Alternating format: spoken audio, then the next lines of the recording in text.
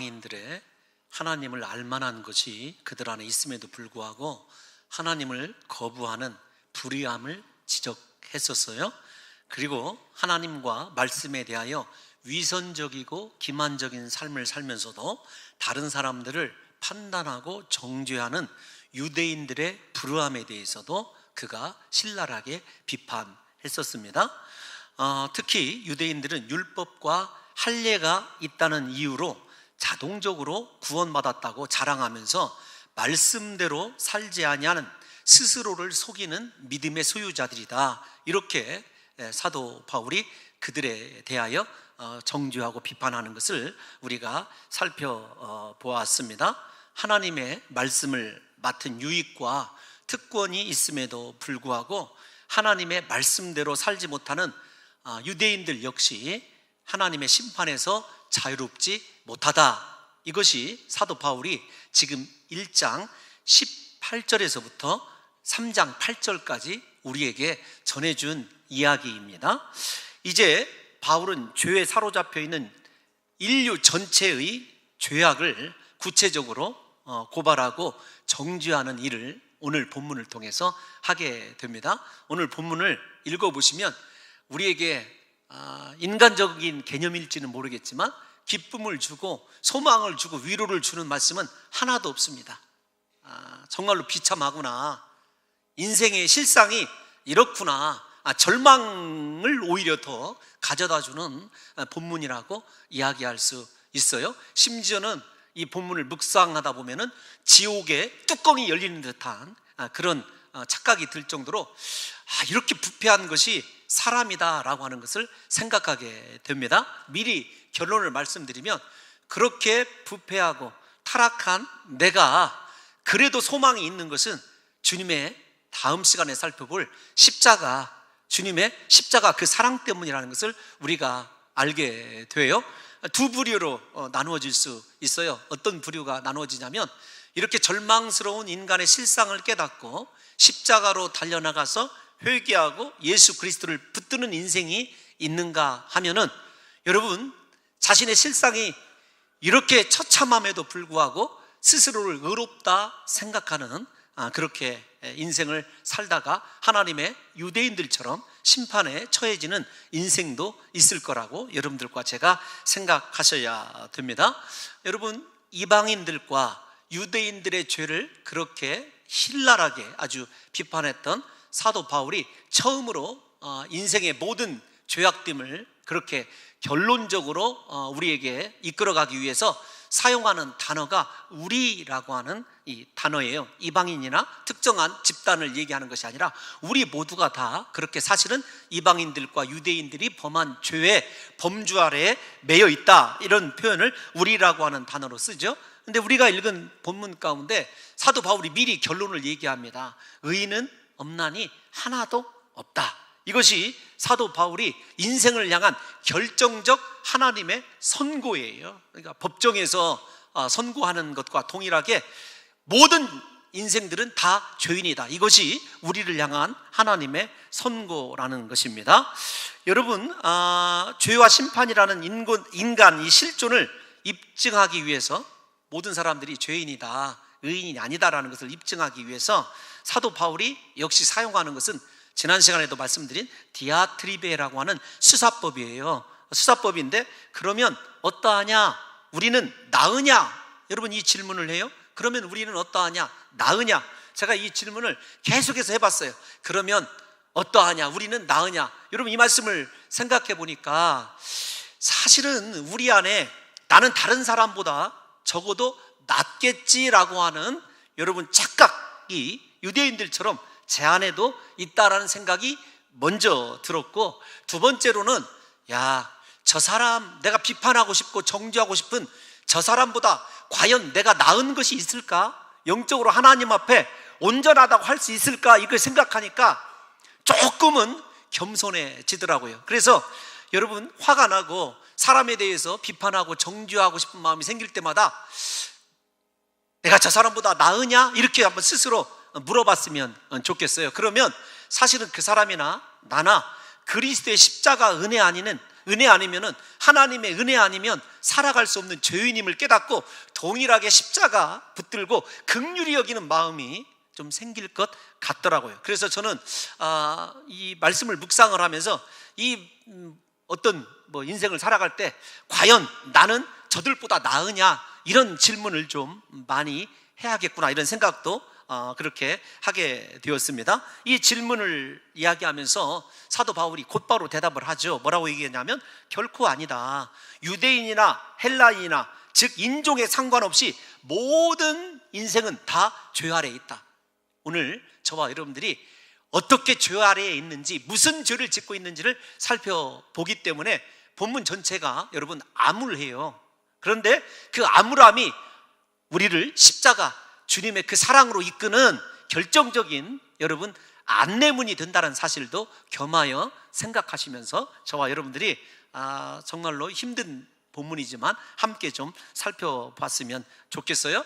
사도 바울이 인생을 그렇게 죄 아래 있다라고 하는 것을 이야기할 때 사도 바울 단독의 견해로 이야기하지 않아요. 그러니까 죄에 대해서 정죄할 때 사도 바울이 구약에 있는 성경 7구절을 그대로 인용을 합니다. 무슨 말이냐면, 내가 하는 이야기가 아니라 말씀에 이렇게 인생의 실상에 대해서 이미 얘기해 놓았다.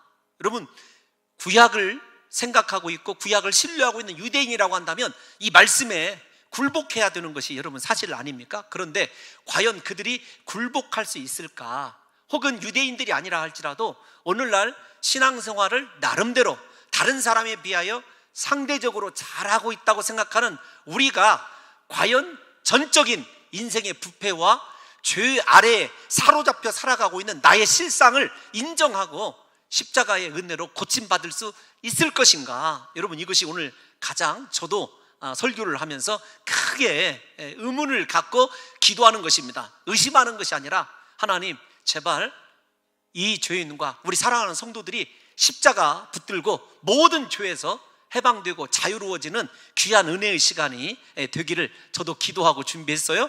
오늘 저와 여러분들이 구약의 말씀을 인용하기 전에 여러분 7개의 말씀을 시간이 되면 다 보여드릴 거예요. 먼저, 의인은 없나니 하나도 없다. 9절과 10절, 깨닫는 자도 없고 여러분 다 죄인이다라고, 하나님을 찾는 자가 없다라고 하는 이 말씀은 어디에 나와 있냐면 전도서 7장 20절 말씀을 인용한 거예요. 우리 다 같이 한번 읽어볼까요? 시작. 선을 행하고 전혀 죄를 범하지 아니하는 의인은 세상에 없기 때문이로다. 세상에 여러분 죄를 짓지 않는 사람은 없다라는 거예요. 즉 의인은 세상에 없습니다. 하나님의 원하시는 선을 행하고 죄를 범하지 않는 절대적 의인이 없다. 이 본문을 주석하면서 가장 많이 회자되고 인용을 당한 사람이 누구냐면 성 어거스틴이더라고요. 어거스틴이 이 본문을 주의하면서 이렇게 이야기를 해놨어요. 어떻게 얘기를 했냐면, 사람은 다 죄인인데 두 종류의 죄인이 있을 뿐이다. 하나는 스스로 죄인이라고 생각하고 있는 죄인이 있고, 다른 하나는 의인이라고 생각하는, 착각하는 죄인이 있을 뿐이다. 사실은 둘 다 죄인이다. 두 종류의 죄인이 있을 뿐 의인은 없다. 이게 어거스틴의 여러분 이 말씀에 대한 결론이라고 이야기할 수 있습니다. 모든 사람이 죄인임을 말하고 있죠. 죄인이라고 하는 점에서 사람은요 절대적입니다. 구별이 없어요. 편견도 없고 평등도 없다는 거죠. 여러분, 우리가 이 본문을 읽어보시면 인생의 죄 아래 매여 살아가는 인생의 절망적인 상황을 가장 많이 표현하는 단어가 있어요. 없다라고 하는 단어예요. 무려 10절에서 18절 사이에 없다라고 하는 단어가 7차례나 등장을 하게 되는 것을 보게 됩니다. 인생은 여러분 하나님을 향하여 나아갈 수 있는, 하나님을 찾을 수 있는, 회개할 수 있는 능력, 여러분 아무것도 없어요. 우리에게 있는 것이라고 하는 것은요, 죄에 대해서 그렇게 민감해요. 죄가 시키는 일에 대해서는요 그렇게 빨라요. 여러분, 이런 관점에서 이 본문을 읽어보게 되면 사랑하는 성도 여러분들과 제가 우리의 죄성이 얼마나 무서운지와 선에 대한, 즉 선을 행할 수 있는 철저히 무능력한 자라고 하는 사실을 인정해야 돼요. 이 사실을 인정하게 되면은 앞에서 말씀드린 대로 우리가 십자가를 더 사랑하게 되고 붙들 수 있게 되는 거죠. 인간은 이런 말이 있더라고요. 죄를 지어서 죄인이 아니라 죄인이기 때문에 죄를 짓는다. 이 말 좀 여러분 공감이 되지 않습니까? 죄를 지어서 여러분 죄인이 아니라 죄인이기 때문에 죄를 짓는 것이 여러분 인생이에요. 그러니까 우리가 죄에 대해서는요 자동적으로 반응하게 되어 있어요. 선에 대해서는요 한 가지도 선한 것을 행할 수 있는 능력이 없는 무능력한 자라는 사실을 저와 여러분들이 인정하게 되면 십자가만이 유일한 소망임을 알게 되는 거죠. 그런데도 불구하고 우리가 신앙생활을 할 때 유대인들처럼 혹은 바리새인들처럼 우리 스스로 나는 전적으로 이렇게 부패하고 선을 행할 수 있는 능력이 없다라고 하는 사실에 대하여 부정하시는 분들이 있어요. 나는 죄인이 아니다. 실제적으로 제가 여러분 전도했던 분 가운데서도 그런 분이 계셨어요. 내가 왜 예수를 믿어야 되냐고. 나는 죄가 없다고. 나는 여태까지 남을 속인 적도 없고 지금까지 남에게 해를 끼친 적도 없다고. 그런데 내가 왜 예수를 믿어야 되냐고 이렇게 이야기했던 분도 있습니다.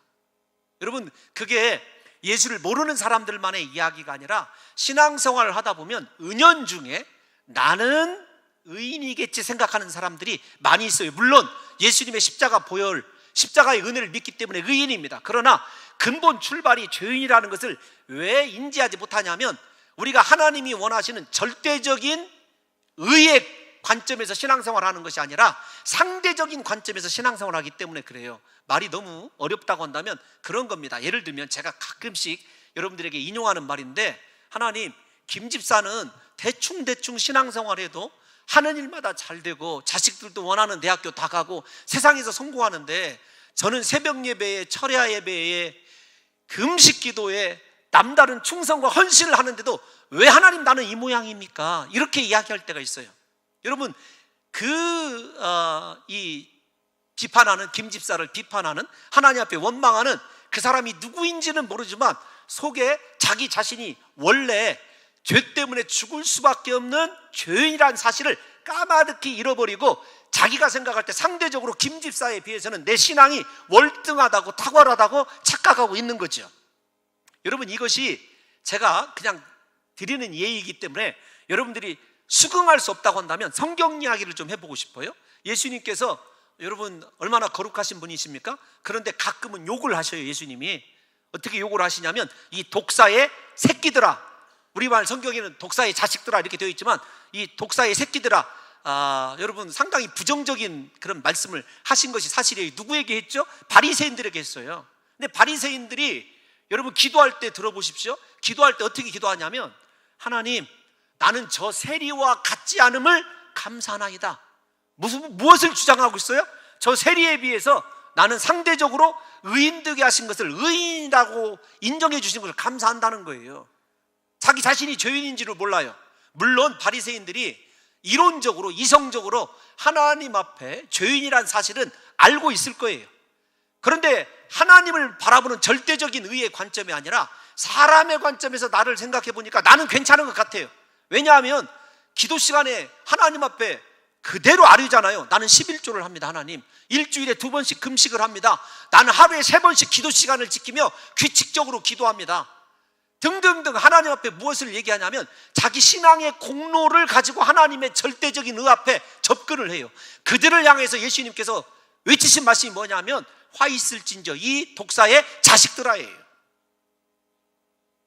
제가 여러분들에게 왜 이렇게까지 말씀을 드리냐면 우리 모두 다 신앙생활 할 때 제발 좀 상대적인 의, 다른 사람을 바라보면서 내 신앙에 초점을 맞추려고 하지 마시고 절대적인 하나님의 의에 비추어서 내가 얼마나 큰 죄인인지를 깨닫고 순간순간마다 나는 과연 저 사람보다 나은가. 여러분 오히려 죄인의 입장에서 그리스도의 은혜의 시각으로 내 인생을 이끌어가는 여러분 그 삶이 이루어지지 않으면은요 우리가 죄 때문에 여러분 망할 수밖에 없다는 사실을 오늘 본문이 이야기하고 있다는 것을 아셔야 돼요. 그래서 정말로 신앙생활 잘하는 사람은요 사람의 관점에서 신앙생활을 하려고 하잖아요. 말씀이 나를 어떻게 이끌어가는가, 하나님이 내게 무엇을 요구하시는가, 하나님의 입장에서 신앙생활을 하려고 하시거든요. 여러분 우리가 읽은 9절 말씀에 아주 눈여겨봐야 될 단어가 하나 있어요. 무엇이냐면 죄 아래에 있다라는 말씀이 오늘 본문에 죄 아래에 있다 9절 말씀이 이렇게 보시게 되면 어떻게 되냐면 죄 아래에 있다. 그런데 사실은 옛날 성경이 훨씬 더 제대로 번역이 되어 있어요. 무엇이라고 번역이 되어 있냐면 우리는 다 죄 밑에 있다, 그런 뜻이에요. 여러분, 밑에 있다라고 하는 말은 상하관계를 얘기하는 거예요. 죄가 우리의 상전이고 우리는 죄의 노예다, 그런 표현이거든요. 여러분, 저 단어가 원어로 보게 되면 슈퍼 하르마티아, 그런 뜻이에요. 무엇이냐면 뭐뭐 밑에라는 말과 여러분들이 잘 아시는 하마르티아라고 하는 단어는 성경에서 죄를 일반적으로 얘기하는 가장 보편적인 죄를 지적하는 단어예요. 그 뜻이 무엇인지 아시지 않습니까? 관역에서 빗나가다, 그 뜻이에요. 여러분, 죄의 밑에, 즉 죄에 사로잡혀 있기 때문에 하나님이 쌓아놓으신 인생이라고 하는 화살이 하나님이 원하시는 곳, 하나님이 목적하시는 관역에 도달하는 것이 아니라 다 치우쳐 있어요. 빗나가 있어요. 다른 길로 가고 있습니다. 여러분, 죄가 무엇인 줄 아십니까? 하나는 죄의 두려움을 알아야 돼요. 죄가 나를 주장하고 있고 죄가 내 상전이라는 사실을 먼저 인정해야 되고요. 두 번째로는 내가 생각할 때 상대적 의를 주장할 것이 아니라 내 인생 크고 작은 모든 일들이 하나님이 목적하시는 곳을 향하여 날아가고 있다, 관역을 향해서 올바로 가고 있으면요, 그 인생 복된 인생이에요. 의인이라고 얘기할 수 있어요. 근데 우리는요, 어떻게 생각하냐면 내가 좋은 일, 내가 하고 싶은 일들이 이루어지게 되면 하나님의 뜻이 이루어졌다고 착각하는 경우도 다반사일 뿐만 아니라 하나님의 뜻대로 신앙생활을 하지 않으면서도 내가 어느 정도 만족할 수 있는 종교적 습관을 갖고 있으면 여러분, 그것이 의인이 된 줄 아는 착각을 우리가 하고 있다는 것입니다. 여러분, 죄 밑에 있다라고 하는 단어, 상하관계라고 했죠. 여러분, 그 전치사가 쓰여진 단어가 제가 새벽마다 요즘에 강행하고 있는 마태복음에 잘 나타나 있어요. 백부장이 이렇게 표현합니다. 이더러 가라 하면 가고 저더러 오라 하면 옵니다. 우리가 바로 그런 사람이에요. 죄가 가라는 대로 가고 죄가 하라는 대로 하고 있어요. 죄 밑에 있는 자들이에요. 여러분, 이 말씀을 사도 바울이 나중에 로마서 7장 23절에서 아주 더 신랄하게 얘기하거든요. 우리 다 같이 한번 읽어볼까요? 시작. 내 지체 속에서 한 다른 법이 내 마음의 법과 싸워 내 지체 속에 있는 죄의 법으로 나를 사로잡는 것을 보는도다. 죄가 우리를 사로잡는 거예요. 우리가 하나님의 말씀 앞에 온전히 굴복하고 십자가 아래서 살아가지 못하는 사람은요, 대부분 다 죄가 사로잡고 있어요. 그런데 그 죄가 사로잡고 있을 때 말씀 비스무리하게 사로잡고 있어요. 말씀이 아니라. 사람은요, 합리화시키고 자기 자신을 의인화시키는데 탁월해요. 이 정도면이라고 하는 생각을 하고 있거든요. 그럼에도 불구하고 마귀는 죄를 통하여 우리를 사로잡고 여러분, 우리에게 죄악의 노예로 살아가게 한다는 것입니다. 무슨 말이냐면 여러분, 아무리 작은 죄라도 내가 그 죄를 한번 범하잖아요. 그 죄에서 벗어날 수 없다는 사실을 인정해야 돼요. 여러분, 그런 거 있잖아요. 평소에도 내가 다시는 거짓말하지 않아야 되지, 이렇게 생각하고 결단하실 때 많이 있지 않습니까? 그런데 거짓말 이번에는 안 해야지라는 말이 끝나기도 전에 내 말이 여러분 거짓말을 하고 나가는 거 본 적 있으십니까? 없으십니까? 여러분들은 얼마나 이렇게 선한 성도들 앞에서 설교하기 부끄러운 죄인이에요? 여러분들이 동의를 안 하시니까? 죄가 그만큼 무서운 거예요. 왜 성경이 죄와 피를 흘리기까지 싸우라고 강조하고 있는지를 우리가 아셔야 되는데 우리는 죄를요 너무 쉽게 생각한다니까요. 그리고 오늘 살아감에 있어서 말씀이 주인이 되고 하나님의 성령이 나를 장악하고 주장하는 것이 아니라 죄가 나를 주장하고 다스리고 있음에도 불구하고 영적으로 심각한 여러분 질병에 걸려 있음을 깨닫지 못하는 거죠. 성경에 여러분, 저도 이렇게 이 부분은 조금 조심해서 얘기를 해야 되겠더라고요. 왜냐하면 언론에서 한번 시끄러웠던 적이 있었기 때문에. 성경에 많이 등장하는 그 병 중에 나병이 있지 않습니까? 그 병이 가장 무서운 게 무엇이냐면, 제가 여러분들에게 말씀드렸잖아요. 제 고향에서 여러분 이렇게 삼례로 나가다 보면은 그런 분들이 살던 곳이 있었어요. 제 친구의 친구 아버님이 그런 분이셨어요. 여러분, 대못에 찔려가지고 피가 신발 속에 가득함에도 불구하고 통증을 못 느껴요. 그 병의 가장 무서움이 무엇이냐면 여러분, 무엇이 없어지고 그런 정도가 아니라 그렇게 없어지고 있음에도 불구하고 고통을 못 느낀다는 거죠. 우리가 지금 영적으로 그렇게 그 병에 걸려 있어요. 죄가 나를 주장하고 있고 사로잡고 있고 죄가 나를 지배하고 있음에도 불구하고 나의 죄인됨을 전혀 인정하지 못하도록 누가? 여러분, 죄의 주인인 사탄이 우리를 주장하고 있다는 사실을 저와 여러분들이 인정해야 된다는 것입니다. 그런데 여러분, 이 죄의 결과가 무엇이냐면 11절 말씀 한 번만 띄워놔 주세요. 11절 여러분, 죄송합니다. 10절부터 다시 읽을게요. 10절 시작. 기록된 바 의인은 없나니 하나도 없으며 시작. 깨닫는 자도 없고 하나님을 찾는 자도 없도다. 12절까지 읽어둘게요. 시작. 다 치우쳐 함께 무익하게 되고. 여러분, 여기까지만 좀 한번 생각해 보십시다. 제가 드리는 말씀 가운데 먼저 12절을 말씀드리고 싶어서 그래요. 무익하게 돼요. 죄에 사로잡혀 있는 인생이 여러분 무익하게 됐다. 그 말은 무엇이냐면 쓸모없게 되었다, 그 뜻입니다. 우리가 다 아는 거죠. 치우쳐라고 하는 말은요, 복원의 능력이 없다라는 거예요. 저 단어를 가장 잘 설명해 드릴 수 있는 것이 어떤 거냐면 그런 거예요. 여러분, 오래전에 이 요트 하나가 아주 유명한 이탈리아 회사에서 만들었어요. 가격이 엄청나게 비쌌습니다.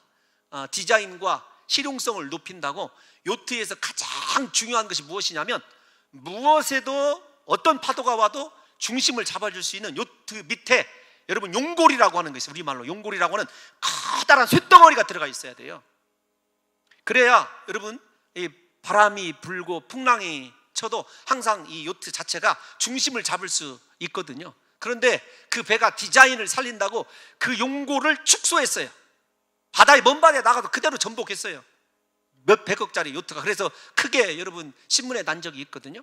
여러분, 치우치다라고 하는 단어는 어떤 것이냐면 하나님의 말씀과 성령이 우리의 인생의 중심을 잡아주지 못하면요 기울어져 가서 전복합니다. 복원력이 없어요. 인생 스스로 일어나지 못한다니까요. 복원력이 없어요. 그렇게 치우쳐 살아가요. 무엇에 치우쳐 살아가냐면 내가 죄악에 치우쳐 있다는 사실도 인지하지 못한 채 여러분 그렇게 살아가게 되어 있어요. 내가 회개해야 되겠다. 여러분, 이성으로는 얘기할 수 있을지 모르지만 진정한 회개조차 할 수 없다라는 것을 우리가 알아야 되는데 여러분 그 사실을 모르고 살아간다는 거죠. 그 결과가 무엇이냐면 쓸모없다, 무익하다, 그 뜻이에요. 세상적으로 보면 여러분 탁월하고 스펙도 자랑할 만하니까 인간적으로 보게 되면 유능하다고 사람들에게 인정받아요. 그런데 하나님 앞에서는요 그렇게 죄에 사로잡혀서 살아가는 인생이 무익하게 되었다, 쓸모없는 인생이에요. 여러분, 이 시간에 한번 생각해 봐야 돼요. 우리가 이따가도 말씀을 드리겠습니다만은 인생이 조금 부족해도 괜찮아요. 그러나 죄로부터 깨끗해져서 하나님의 거룩을 닮아가기를 원하는 사람은요 하나님이 쓰셔요.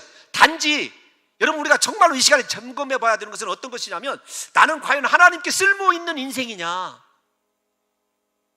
제가 곰곰이 생각을 해봤어요. 우리가 참 어렸을 때 들었던 이야기 가운데 가장 좀 상처가 되는 말이 어떤 말이냐면 너는 아무짝에도 쓸데없어, 이런 말 아닐까 생각을 해봤어요. 제가 뭐 예를 들면 우리 할머니들이 옛날에는 왜 그렇게 이 욕들을 잘하셨는지 몰라. 이런 육실언론부터 시작을 해서 여러분, 그런데 생각해 보니까 가장 사람을 기죽게 만들고 여러분 열등의식 속에서 살아가게 하는 말이 쓸데없다라는 말 아닙니까? 근데 여러분이 생각해 보세요. 나는 세상에서는 쓸데있고 잘 나가는 것 같아요. 그런데 막상 나를 지으시고 여러분 하나님께서 친히 궁수가 되어 놓으셔서 하나님이 원하시는 표적 관역에다 쏴놓은 내 인생이 과연 그분께 쓸모 있느냐라는 거죠. 하나님이 뭐라고 말씀하시냐면 그 죄악에 치우쳐 사는 인생을 향하여 너 쓸데없다, 쓸모없다, 내게 무익하다라는 거예요. 여러분, 이거보다 나를 지으신 창조주가 너 나에게 무익한 자야? 여러분, 이것보다 더 비참한 말이 어디가 있느냐고요. 죄가 우리를 그렇게 하나님의 형상을 따라서 존귀하고 탁월하게 만들어 놓고 정복하고 다스릴 자로 만들어 놨는데 죄가 우리를 그렇게 쓸모없는 인생으로, 하나님께 쓸데없는 인생으로 만들어 놨어요. 그런데 중요한 건 뭐냐면 내가 하나님 앞에 그렇게 쓸모없는 자임에도 불구하고 스스로 나는 아직도 하나님 앞에 쓸데있다고 생각하는 치우쳐 있는 것이 문제죠. 복원할 능력도 없으며 회복될 능력도 없는 인생이 말입니다. 그래서 여러분, 이 말씀의 반론으로 우리가 깨끗하고 죄에 매이지 않는 것, 죄의 포로가 되지 않는 것이 중요한지를 디모데후서 2장 20절에서 21절 저와 여러분들이 잘 아는 말씀 한번 읽어볼까요? 시작. 큰 집에는 금그릇과 은그릇뿐 아니라 나무그릇과 질그릇도 있어 귀하게 쓰는 것도 있고 천하게 쓰는 것도 있나니 그러므로 누구든지 이런 것에서 자기를 깨끗하게 하면 귀히 쓰는 그릇이 되어 거룩하고 주인의 쓰임에 합당하며 모든 선한 일에 준비함이 되리라. 아멘. 세상의 지식 얘기하는 거 아닙니다. 학벌 얘기하는 거 아니에요. 내가 깨끗하냐 깨끗하지 못하냐, 내가 죄에 사로잡혀 있고 죄 밑에 있느냐, 아니면 말씀이 나를 장악하고 언제나 나를 하나님께로 치우치더라도 하나님께로 치우치는 인생을 살아가게 하느냐. 여러분, 이것이 아주 커다란 인생에 지금은 차이가 나지 않는 것 같지만 하나님 앞에 섰을 때 엄청난 차이를 가져다 주는 거라고요. 여러분, 그런 고민 해보신 적 있어요? 나는 과연 하나님 앞에 쓸모있는 인생인가? 왜 우리가 죄와 앞에서 말씀드린 대로 피를 흘리기까지 싸워야 되는가? 죄가 나를 사로잡지 못하도록 해야 되는가? 여러분, 그래서 사도 바울이 7장에서 그렇게 고민하고 난 이후에 하나님의 거룩한 성령에 대해서 그렇게 찬송하고 성령의 은혜를 사모하는지를 생각해 봐야 돼요. 성령의 능력 없이는요, 우리가 회복될 수 없다는 사실을 인정해야 됩니다. 여러분, 앞에서 제가 중간에 하나 먼저 보자고 살펴보니라고 우리 깨닫는 자가 하나도 없다. 이건 영적인 거죠. 영적인 문제예요. 다른 것들이 다 육적인 관점에서 얘기를 한다고 한다면 여러분, 깨닫는 자가 없어요. 하나님을 찾는 자도 없어요. 깨닫다라고 하는 말씀은 영적으로 내가 얼마나 헐벗고 굶주린 자인지를 모른다는 거예요. 자각할 능력이 없어요. 어쩌면 우리 모두는 육적인 일에 관해서는 탁월한 지식이 있는지 몰라요. 하지만 내 영혼이 지금 어떤 상태에 있는지를 명확하게 아는 사람은 없어요. 왜냐하면 깨닫지 못하게 하기 때문에. 그런데 왜 그러냐면 우리 고린도전서 2장 14절 한번 성경적으로 읽어봅시다. 왜 깨닫는 것이 중요한가? 시작. 육에 속한 사람은 하나님의 성령의 일들을 받지 아니하나니 이는 그것들이 그에게는 어리석게 보이며 또 그는 그것들을 알 수 없나니 그러한 일은 영적으로 분별되기 때문이라. 영적으로 분별할 수 있는 성령의 능력이 왜 우리 안에서 영적으로 우리를 깨닫게 하지 못하게 하냐면 내가 육에 속한 사람이기 때문에 그래요. 여러분, 곰곰이 생각해 보십시오. 날마다 생각하고 묵상하는 것이 세상의 일이고 내 육에 관한 일이고 무엇을 먹을까 무엇을 마실까 여러분 무엇을 입을까 염려하는 인생인데 내 영혼이 지금 어떤 상태에 있는지 성령이 아무리 가르쳐주고 분별하게 해줘도 여러분 분별할 수 없다니까요. 사랑하는 성도 여러분, 우리가 기본적으로 성령의 도우심을 입지 않고는 아무도 하나님께 나아오거나 하나님을 믿기로 결정하거나 예수 그리스도를 믿고 구원받을 수 없어요. 마찬가지로 내가 죄에서 아무리 회개하고 싶어도요, 내가 죄인임을 인정하지 못하고 내 죄가 얼마나 심각한 것인지를 깨닫지 못하면은요, 영적인 내 상태를 분별할 수 없는 것은 뭐 당연한 거고 하나님 앞에 회개조차 할 수 없다니까요. 그런데 우리는 이런 영적인 무능력한 상태에 있다는 사실을 여러분 깨닫지 못하는 것이 문제죠. 앞에서 말씀드린 대로 우리의 이렇게 영적인 무능력함, 전적으로 죄악에 오염되고 타락한 이 부패함을 가르쳐주기 위해서 사도 바울이 구약의 말씀을 미리 인용하는 거예요. 여러분 12절 말씀 한번 읽어볼까요? 12절 말씀 시작. 다 치우쳐 함께 쓸모없게 되고 선을 행하는 자는 없나니 하나도 없도다. 여러분, 이 말씀은 제가 시편 14편 1절에서 3절에 있는 말씀을 그대로 사도 바울이 인용한 거예요. 우리 한번 읽어보겠습니다. 시작. 어리석은 자는 그의 마음에 이르기를 하나님이 없다 하는도다. 그들은 부패하고 그 행실이 가증하니 선을 행하는 자가 없도다. 여호와께서 하늘에서 인생을 굽어 살피사 지각이 있어 하나님을 찾는 자가 있는가 보려 하신즉 다 치우쳐 함께 더러운 자가 되고 선을 행하는 자가 없으니 하나도 없도다. 하나님을 찾지 아니에요. 왜냐하면 자신의 모든 것을 자신의 힘으로 해결해 갈 수 있기 때문에 영적으로 그나마 내가 죄인임을 깨닫고 하나님을 찾을 수 있으면 선을 행할 수 있는 여러분 여지가 남겨지게 되는데 그렇지 않다는 거죠. 육신의 모든 일 때문에 영이 죽어서 영적으로 하나님이 필요하고 십자가가 필요하고 그리스도가 필요하다는 사실을요 이론적으로는 아는데 진짜 깨닫고 그렇게 회개하고 달려가는 하나님이 원하시는 선을 행할 수 있는 능력이 죄 때문에 완전히 망가졌음을 사도 바울이 이야기하고 있다는 것입니다. 사랑하는 성도 여러분, 저와 여러분들이 이 시간에 인정해야 될 것이 무엇이냐면 우리에게 죄로 오염된 인간은 본능적으로 하나님을 거부하고 부인하고 악을 행하게 되어 있다는 사실을 좀 인정하는 마음이 있었으면 좋겠어요. 내가 그렇게 악한 자라고 하는 사실을 인정해야 돼요. 이 사실을 제가 조금 딱딱하지만 웨스트민스터 대요리문답 제25문에 이렇게 쓰여져 있더라고요. 사람이 떨어진 죄의 상태는 아담의 원죄로 말미암은 죄책, 즉 그가 지음을 받을 때 지닌 의가 결핍된 상태와 그의 본성의 부패, 즉 그로서 영적으로 선한 모든 것을 철저히 싫어하고 행할 능력을 잃어버리고 반대하고 마음이 온통 악으로 치우쳐 기울고 그러기를 계속하는 상태에 도달해 있다. 여러분, 죄에 사로잡히면 이런 상태가 돼요. 죄악으로 치우칠 뿐만 아니라 선을 행할 수 있는 능력도 잃어버리고 하나님이 주신 인생의 놀라운 축복도 잃어버리는 것이 죄악의 결정적인 역할이라는 사실을 아셔야 됩니다. 앞에서 얘기한 어거스틴이 이 부분을 또 이렇게 한마디로 정의해놨어요. 뭐라고 얘기했냐면, 그대로 읽어드리면 라틴어로 non posse non peccare 이렇게 써놨더라고요. 무슨 말이냐면, 죄를 짓지 않을 수 없는 인생은요, 죄에게 한번 사로잡히면 죄를 짓지 않을 수 없는 인생이 되고 마는 거예요. 여러분, 우리가 이렇게 죄인됨을 깨달으면 하나님께서 먼저 죄를 깨닫게 해주시는 은혜가 임하기를, 하나님의 그 은혜가 내게 임하기를 간구해야 되고, 예수 그리스도가 얼마나 소중한지를 깨닫게 되고 십자가로 달려나가야 되는 것 아니겠습니까? 그런데 달려갈 수 없다는 것이 문제예요. 그것이 전적 부패입니다.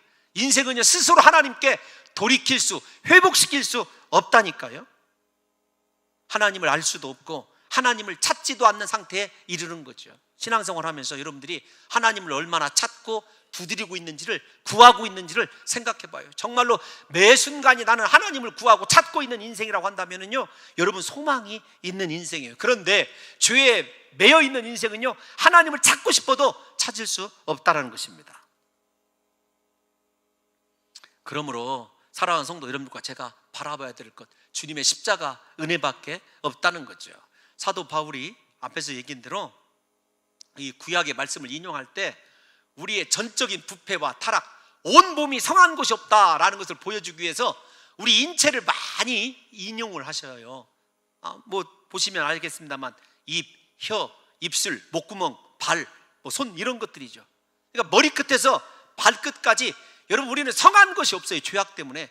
앞에서 반복되지만 그럼에도 불구하고 내가 그런 죄인이라는 사실을 깨닫지 못하도록 영적으로 완전히 죄에게 사로잡혀 있는 인생이라는 사실을 모르고 있다는 것입니다. 먼저 13절 한번 볼까요? 계속되는 13절에 나오는 말이 어떤 말이죠? 목구멍이죠. 열린 무덤이에요. 무슨 말이냐면 아주 중요한 말인데, 목구멍은 열린 무덤이다 라는 말 속에는요, 탐욕이에요. 아무리 세상 것으로요 채우고 싶어도 인생 절대로 욕심 채울 수 있는 것도 아무것도 아니에요. 그리고 무덤이란 말은 무엇이죠? 끝은요 파멸이에요. 이따가 그 말씀이 또 나옵니다만은 죽음이에요. 우리 인생이 그렇다니까요.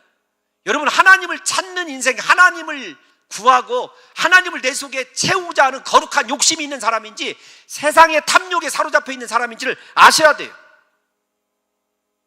여러분, 이 말씀이 시편 5편 여러분 9절의 말씀을 인용한 말씀이에요.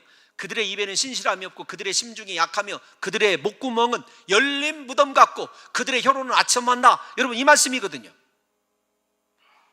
여러분 13절 다시 한번 띄워나와 주십시오. 본문에 그들의 목구멍은 열린 무덤이고 그 혀로는요 진실한 거요? 없어요. 사람의 모든 말들은요 사실은 다 거짓이라고 봐야 돼요. 왜냐하면 혀를 붙들고 있는 마음이 악하기 때문에 그래요. 그 입술에는요 독사의 독이 있습니다. 여러분, 이거 앞에서 말씀드린 거예요. 시편 140편 3절을 한번 볼까요? 시편 140편 3절에 뱀같이 그 혀를 날카롭게 하니 그 입술 아래에는요 독사의 독이 있는 거예요. 여러분, 독사의 독은 다른 사람에게 상처를 주고 여러분 상하게 하는 것 아니겠습니까? 우리의 혀, 우리의 입, 우리의 목구멍 다 탐욕과 다른 사람을 짓밟아야 되고, 그리고 다른 사람에게 여러분 창상함을 입혀야 속에서 만족함을 느끼게 되는 진정한 죄에, 여러분 죄송합니다 표현이 이래서 달인이 되어 있죠. 가인 때부터 그랬어요. 라멕이 사람을 죽여놓고 찬송하는 거 생각해 보십시오. 노래하는 거 생각해 보라고요. 인생이 그런 거예요. 얼마나 선한 것이 없다는 것을 아셔야 됩니다. 여러분 시편 7절에 보면 이런 말씀이 있어요. 그의 입에는 저주와 거짓과 포악이 충만하며 그의 혀 밑에는 잔해와 죄악이 있나이다. 이것이 여러분 사람의 혀, 입술, 여러분 입의 본질이라는 사실을 아셔야 됩니다. 여러분 제가 이 말씀을 드리면서 언어적으로 그렇다 이렇게 이야기하기는 조금 약간의 어폐가 있지만, 여러분들 말은요 마음속에서 나온다고 하지 않습니까? 말을 마음의 창문이라고도 하더라고요. 그러니까 우리에게서 나오는 저 혀, 입술은 사실은 다 어디가 부패해 있기 때문이냐면, 앞에서 말씀드린 우리의 마음이 부패해 있기 때문에 그래요. 제가 여러분들에게 단순히 긍정적이고 아름다운 말을 하라는 것이 아닙니다. 내 속이 변화되지 않는 한, 내 속에 주님의 십자가 보혈로 씻음받고 성령이 완전히 장악해서 다스리지 않는 한, 우리는 항상 아름다운 말을 하는 것 같지만 공허하고 거짓말하고요, 다른 사람에게 피해주고 상처주고요, 이간질하는 말 하게 되어 있어요. 세상껏 마음껏 여러분 탐심을 가지고 그렇게 탐욕을 만족시키는 삶을 추구하게 되어 있다니까요. 여러분 그러면 좀 빠르게 나타나는 현상이 15절에서 17절까지인데 15절 말씀 한번 읽어볼게요. 그 발은 피 흘리는데 빠른지라. 여러분 발이 무엇입니까? 인생의 행위를 나타내는 거거든요. 모든 행위가 사실은 피 흘리는데 빠르다. 그 말은 어떤 것이냐면 이런 거예요. 내가 저 사람을 그래도 이성적으로는 용서해야 되지 생각을 했는데 막상 부딪히니까 주먹이 먼저 나가요. 사람 마음속에요, 정말이에요. 기도할 때는 용서하고 하나님 사랑하게 해주세요. 막상 딱 부딪히면은요 고개가 싹 돌아가요. 아니던가요? 여러분 우리가 언제나 다른 사람이 피 흘리고 다른 사람이 손해보는 거요, 다른 사람이 안 된 상황 들어있는 거 진짜 혀를 차면서 위로해주고 긍정하고 싶은 죄송합니다, 위로해주고 그들과 같은 마음이 들려고 하는 사람이 몇이나 있을 것 같아요? 이 목회자로서의 심각한 질문이에요. 너 정말 성도들의 고통과 동참하고 있느냐?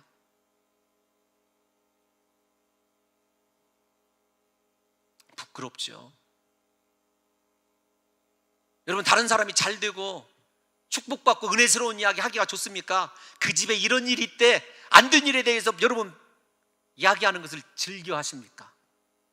언어적인 것뿐만 아니라니까요. 다시 말씀을 드리지만 내가 해결할 수 있으면은요 먼저 그 사람을 죽여서라도 해결하고 싶은 죄의 우리의 발이 얼마나 빠른지를 생각하셔야 돼요. 16절 말씀 한번 보겠습니다. 16절 띄워주기 싫으신가 봐요. 그 결과가 무엇이냐면 파멸과 고생이 그 길에 있어요. 여러분 아름답고 평화로운 열매 없다니까요. 언제나 그래서 죄악으로 살아가던 인생의 끝은요 죽음이에요. 파멸입니다. 이제 17절 말씀은 조금 중요한 말인데, 평강의 길을 알지 못하다, 이런 말은 우리가 유대적인 사고를 생각하지 않으면 평강의 길을 알지 못하다 쉽게 말씀드릴 수는 있어요. 어떤 거냐면 여러분 예수 믿고 평안하십니까? 어떤 상황 속에서도 중심 흔들리지 않고 하나님이 주신 은혜 때문에 평화를 누리고 살아가느냐고요. 그런데 평강의 길을 잃어버렸다라고 하는 말을 예수님께서 어떻게 사용하셨는지를 보면 저 말이 얼마나 심각한지를 아셔야 돼요. 누가복음에 보게 되면 예수님이 3번 우신 것으로 나와 있지 않습니까? 여러분 가장 예수님께서 참 깊이 슬퍼하셨을 것이 무엇이냐면 예루살렘의 멸망을 생각하시면서 예루살렘 성전을 보시고 우셨을 때예요. 여러분 누가복음 19장 42절이죠. 42절 한번 읽어볼까요? 예루살렘 멸망당할 예루살렘을 바라보시면서 주님이 탄식한 거예요. 시작. 이르시되 너도 오늘 평강에 관한 일을 알았더라면 좋을 뻔하였거니와 지금 내 눈에 숨겨졌도다. 예루살렘이 멸망하는 것, 여러분 평화의 길을 알고도 행하지 못하는 걸 생각해 보십시오. 예수 그리스도로 말미암아 회개하고 돌이키면 그들 인생이 정말 평화로 가득하고 하나님이 주신 회복의 은혜가 있을 터인데 그대로 멸망하는 것. 그래서 17절에 평강의 길을 잃어버렸다, 알지 못한다, 그 말은 무엇이냐면 그들에게 이미 하나님의 심판이 진행되어져 있고, 중요한 것은 평강의 길을 찾을 수 있는 것이 숨겨져 있는 것을 얘기해요.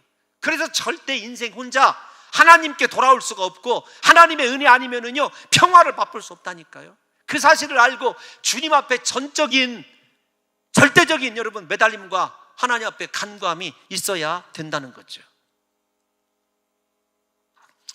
여러분 마지막 18절 한번 읽어볼까요? 18절 말씀 시작. 그들의 눈앞에 하나님을 두려워함이 없느니라 함과 같으니라. 여러분 이 하나님을 두려워함이 없다는 말씀은 시편 36편 1절에 있는 말씀을 인용한 거거든요. 시편 36편 1절에 악인의 죄가 그의 마음속으로 이르기를 그의 눈에는 하나님을 두려워하는 빛이 없다 하니, 이렇게 되어 있어요. 여러분, 이거 사실은 조금 여러분들과 제가 신중하게 좀 생각을 해봐야 돼요. 일단 11절 말씀을 다시 한번 읽어볼까요? 11절 시작. 깨닫는 자도 없고 하나님을 찾는 자도 없다. 18절이요 시작. 그들의 눈앞에 하나님을 두려워함이 없다. 여러분 생각해 보세요. 하나님을 찾는 것 찾지도 아니하고 하나님에 대해서 두려워하지 않는 것, 이것이 인생의 죄악의 시작이자 마침이라는 사실을 아셔야 돼요. 내가 정말로 하나님을 구하고 찾고 예배하지 않는 것, 여러분 그거 보통 중병이 아니라고요. 여러분 하루를 살아가면서 하나님을 경유하면서 하나님을 두려워하는 마음으로 살아가냐고요. 하나님 앞에서 살아가고 있느냐고요.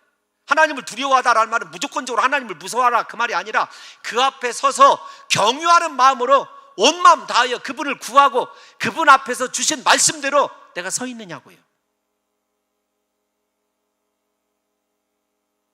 여러분, 사도 바울이 이 하나님을 찾지 않는다는 말과 하나님을 두려워하지 않는다는 말을 인용하는 것은 무엇이냐면, 죄로 오염된 인간의 구체적인 하나님을 향한 반역이 우연하거나 일시적인 것이 아님을 우리에게 보여주는 거예요. 원래부터 의도되어 있는 거죠. 사람이 죄악에 물들었기 때문에. 여러분, 죄악의 시작과 끝이, 다시 말씀을 드리지만, 하나님을 찾지 아니하는 것에서 출발해서 하나님을 두려워하지 않는 것으로 끝나게 되어 있어요. 죄악의 시작과 끝이 그렇게 하나님에 관한 것이죠. 여러분, 하나님을 찾지 아니한다는 말 속에는 하나님의 존재를 알고 있으면서도 하나님께 나아가지 않는 것을 의미해요. 근데 이것이 보통 죄가 아니라니까요. 두 번째로, 하나님을 두려워하지 아니한다는 말 속에는요, 하나님 외에 다른 것을 더 의지하고 붙들고 있는 것이 있음을 간접적으로 나타내는 거예요. 그러니까 하나님을 두려워하지 않는 사람은 무엇이냐면, 자기가 뭔가 의지하는 게 있어요. 하나님보다 더 권력이든지 돈이든지 자신의 힘이든지. 저와 여러분들이 이 시간에 생각해 봐야 돼요. 나는 정말 하나님을 두려워하는 마음으로 하나님 앞에서 정말로 불꽃 같은 그분의 눈앞에서 깨어 있어서 제대로 된 말씀 지키고 신앙생활을 하고 있는가? 아니면 매 순간마다 나는 하나님을 찾고, 주여 나는 주의 은혜 없이는 살아갈 수 없는 자입니다, 나를 도와달라고, 긍휼히 여겨달라고 하나님을 간절히 찾고 또 찾는가? 그래서 여러분들이 잘 아시는 대로 마태복음 7장에서는 구하는 자에게 주실 것이고 두드리는 자에게 열릴 것이고 찾는 자가 찾을 것이다 이렇게 말씀하지만, 여러분 누가복음에 가면 똑같은 말씀이 성령을 주실 것이다, 좋은 것을 주실 것이다와 성령을 주실 것이다가 분명히 되어 있어요. 나는 정말로 하나님을 찾고 있는지를 생각해 봐야 돼요. 하나님을 찾지 아니하고 하나님을 두려워하지 아니하는 이 현상의 저변에는요, 하나님께 대적하고 하나님의 자리에 스스로 올라가서 왕이 되어 살아가는 모습을 얘기해요. 바벨탑 사건이 대표적인 사건입니다. 뿐만 아니라 사사시대처럼 왕이신 하나님을 버리고 왕이 없는 것처럼 살아가되 스스로 소견에 오른 대로 살아가는 실상이, 여러분 바로 이 마음이에요. 우리 사랑하는 성도 여러분들이 신앙생활 내 마음대로 해서는 안 되는 이유가 여기에 있는 거죠. 우리 하나님 찾고 하나님 두려워하는 마음으로 그분께 돌아오면은요, 하나님이 원하시는 대로 살아갈 수밖에 없다는 거죠.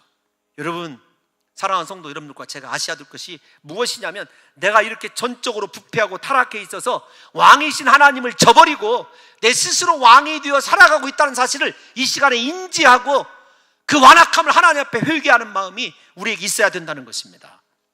사랑하는 성도 여러분, 우리 인생이 구원받을 수 있는 유일한 소망은요, 그래서 예수 그리스도밖에 없는 거예요. 예수 그리스도를 통하여 새롭게 거듭나는 재창조의 은혜가 임할 때 우리는 죄에서 벗어나 자유를 누릴 수 있을 뿐만 아니라, 무엇보다도 자신이 전적으로 죄인이라는 사실을 인정하고 나의 유일한 구원자이신 예수님을 붙들게 될 때 새로운 생명의 회복의 역사가 일어나는 거죠. 부디 사랑하는 성도 여러분들과 제가 한 주간에 나는 이 사람들보다 나으냐? 나는 과연 하나님께 치우쳐 있느냐?